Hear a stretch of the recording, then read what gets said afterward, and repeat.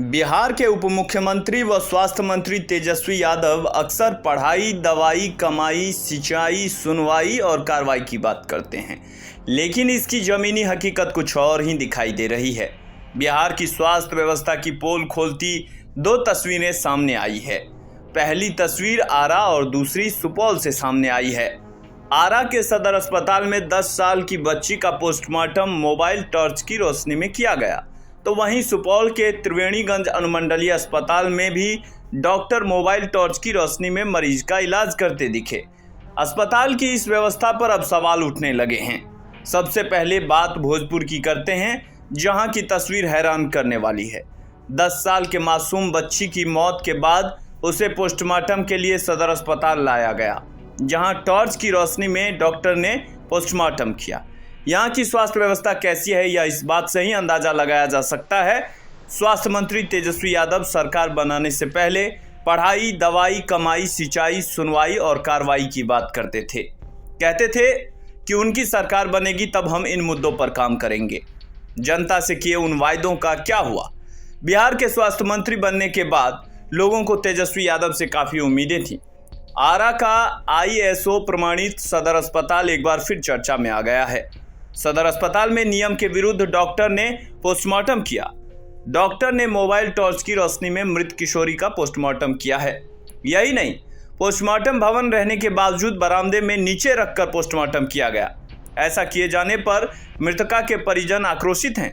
हालांकि सदर अस्पताल ऐसी गलतियां कई बार कर चुका है, जिस पर कोई कार्रवाई नहीं होती है। दरअसल जिले के सहारा थाना क्षेत्र के बरूही गांव के वार्ड नंबर 4 के निवासी राजू राय की 10 वर्षीय पुत्री शिखा कुमारी की सोन नदी में नहाने के दौरान डूब गई थी, जिसके बाद शिखा को नदी से निकालने के बाद उसे सहार PHC ले गए थे, जहां डॉक्टर ने उसे मृत घोषित कर दिया था। उसके बाद परिजन बॉडी का पोस्टमार्टम कराने के लिए आरा सदर अस्पताल ले आए थे, जहां पर परिजनों द्वारा सदर अस्पताल के कार्यशैली पर सवाल उठाए गए।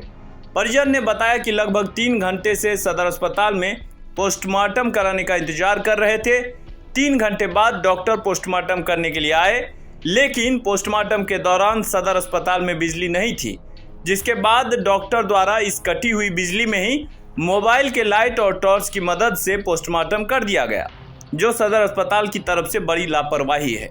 इसको लेकर on duty doctor Ashutosh Kumar ने कहा कि लाइट नहीं थी, जिसको लेकर हमने कई बार प्रबंधन को सूचना भी दी, लेकिन किसी के तरफ से कोई सुनवाई नहीं की गई। उसके बाद इमरजेंसी के तहत पोस्टमार्टम किया गया है। यह कोई पहली बार नहीं है जहां सदर अस्पताल नियमों के खिलाफ जाकर काम कर रहा है। ऐसी लापरवाही सदर अस्पताल का पेशा बन गया है। ऐसे लापरवाहियों पर कार्रवाई नहीं होना, जिसकी वजह से ऐसी खबरें अस्पताल से आती रहती है। पहले भी मोबाइल का टॉर्च जलाकर टांका इंजेक्शन दिया गया। अब तो सदर अस्पताल के डॉक्टर ने पोस्टमार्टम भी मोबाइल का टॉर्च की रोशनी में कर दिया।